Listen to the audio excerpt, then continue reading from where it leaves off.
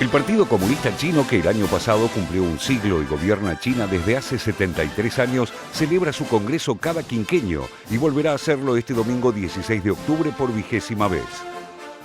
No será un congreso más, porque en esta oportunidad Xi Jinping se presta a consolidar su posición como secretario general del partido por tercer periodo consecutivo, lo que constituye una marca histórica que lo convertirá en el líder más poderoso desde Mao Zedong. En términos formales, el Congreso debe elegir el Comité Central del partido a su Politburó, u órgano político, al Comité Permanente y por último al Secretario General, en una estructura piramidal extremadamente verticalista. Los consensos que alcancen los casi 2.300 delegados reunidos a puertas cerradas durante alrededor de una semana son la culminación de meses de debates previos y establecerán el rumbo político, económico, social y militar de la potencia asiática por los próximos 5 años. 把自己是当作毛主义的继承者的化身，甚至是把自己把中国当作是 国际共运的唯一的正当的继承人，由此来确立中国的在未来国际社会的一个地位，一个大国梦，而且是一个红色大国梦。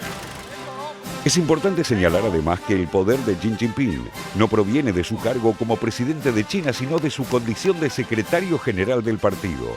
Tras más de una década en la cúspide de la pirámide partidaria, Xi Jinping no solo logró afianzarse como líder indiscutido, suprimiendo toda oposición interna, sino que reforzó y revitalizó el rol monolítico del Partido Comunista en todos los aspectos de la sociedad china, sin dejar espacio para la disidencia.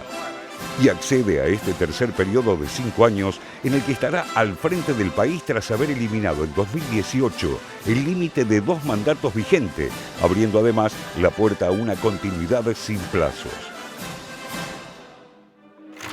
中国变成了一个更加保守、更加封闭的国家，而对文学艺术、对作品出版的审查也越发严格。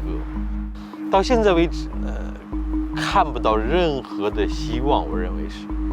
20大呢，在我看来，毫无疑问，习近平会获得他的第3个任期。而对10几亿中国人来讲，这绝对不是福音，而是一场更严重的灾难的开始。 Esta política doméstica y partidaria centralizada y de control total estuvo acompañada de una política exterior fuerte que concibe a China como un actor central de un mundo multipolar, capaz de disputar de igual a igual la hegemonía con los Estados Unidos. La tenaz resistencia de Beijing a la guerra comercial entablada por Donald Trump, que Joe Biden aún no dio por terminada, y la alianza sin límites con Rusia, impulsada por la necesidad de apoyar a quienes se enfrentan a Washington a pesar de la incomodidad que le genera la guerra en Ucrania, son marcas de la política exterior pragmática de Xi Jinping, que combina una diplomacia asertiva con una voluntad de negociar y de que China sea vista como un actor serio de un nuevo orden internacional. Person, he doesn't do this to make a lot of money for himself. That's not his interest. He really has a vision about China, as he wants to see China as the most powerful country in the world. Atrás quedaron la pandemia de COVID-19 iniciada en China, cuyos orígenes vinculados al Instituto de Virología de Wuhan nunca pudieron ser esclarecidos del todo, y el estancamiento de la economía china a raíz de la política de COVID-0 de Beijing, que motivó raras protestas públicas de la población. Las incógnitas del 20º Congreso del Partido Comunista no giran en torno a Xi ni a sus políticas, sino a los nombres que lo sucederán en las estructuras partidarias decisivas. ¿Quiénes integrarán el Comité Permanente? ¿Quién presidirá la Comisión Militar Central? ¿Y quién reemplazará al primer ministro Li Keqiang, que culmina su mandato en marzo de 2023? Entre los aspirantes al cargo se encuentran Wang Yang, asesor político, Hu Jintao, actual viceprimer ministro, también Chen Miner, muy cercano al presidente chino. La nueva etapa del liderazgo de Xi Jinping tiene un objetivo clave que el Congreso del partido respaldará ampliamente: la reunificación con Taiwán o dicho en otras palabras, el restablecimiento del control de Beijing sobre la isla. Pocos analistas creen que esto vaya a realizarse por medios militares en el corto plazo.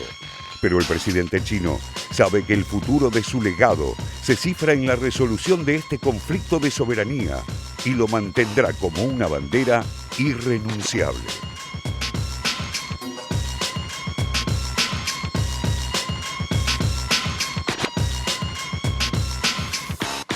La antesala de lo que va a suceder mañana, este Congreso del Partido Comunista Chino. Aquí hemos desplegado la organización del partido y Eber nos va a ayudar justamente a contarnos de qué se trata, de qué manera justamente está organizado este partido, que comienza con el secretario general y a partir de allí los congresales lógicamente mañana van a dar su voto, su opinión. Eber, a ver. Así es, Pablo, ahora lo vamos a analizar también en profundidad con un especialista, pero como vemos en la imagen, en el wall, la estructura es efectivamente piramidal, como bien lo grafica la imagen que tenemos en pantalla. ¿Qué va a estar en discusión mañana?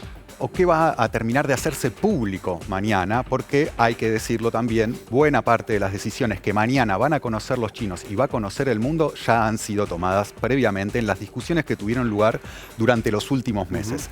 ¿Qué están diciendo los especialistas como hipótesis a partir de los signos y de las señales que se vienen dando durante las últimas semanas? Bueno, en primer lugar, que probablemente en el Comité Central, ahí casi en la base de la pirámide, en esos 376 miembros del comité, algunos de ellos que funcionan como permanentes y otros que ocupan un cargo que podríamos denominar como de suplencia, va a haber una fuerte renovación generacional, ¿sí? Algunos hablan incluso de hasta un 80% de renovación en términos generacionales, una suerte de rejuvenecimiento en la base de la pirámide del partido. Y por otra parte, en términos tanto del Politburó como fundamental, el comité permanente del Politburó, esos 7 miembros que forman parte de la que sería, digámoslo en términos nuestros, la mesa chica de Xi Jinping en el Partido Comunista Chino, también podría haber renovaciones importantes. ¿En qué sentido? En el sentido, obviamente, y muy probablemente, de fortalecer a la figura de Xi Jinping, fortalecer las líneas internas que sostienen de manera más fiel a la figura de Xi Jinping, pero también está en discusión qué tipo de renovación puede haber en términos de dar ciertas señales al empresariado chino en torno al rumbo que va a asumir China, el Estado chino, en el futuro. ¿Por qué el Estado chino? Si estamos hablando del Partido Comunista Chino, porque hay que saber que en el caso de China es el partido el que da las directivas, es el Estado quien ejecuta las grandes líneas que decide y planifica el Partido Comunista Chino. Por lo tanto, es fundamental lo que va a suceder a partir de mañana porque nos va a permitir conocer hacia dónde plantea China ir en los próximos años y cómo va a enfrentar una serie de desafíos, algunos de ellos más de largo plazo, la competencia en términos cada vez más rudos y cada vez más tensos con los Estados Unidos, pero también cuestiones del corto y mediano plazo. ¿A cuáles me refiero? Por ejemplo, las consecuencias de la política de cero COVID, que ha tenido influencia e impacto en la economía china durante los últimos meses. A priori se estima que la economía china va a crecer menos de lo que estaba previsto, en buena parte a raíz de esta política de cero COVID. Se estima en un 2,8% el crecimiento de China para este año, cuando se había previsto un crecimiento mayor. Y, por lo tanto, cómo hacer frente a los desafíos que vienen, a los desafíos que en los próximos 5 años ponen a China, sabemos, en un lugar preponderante, no solamente en el Indo-Pacífico, sino a nivel global. ¿Cómo se prepara China para lo que viene? Eso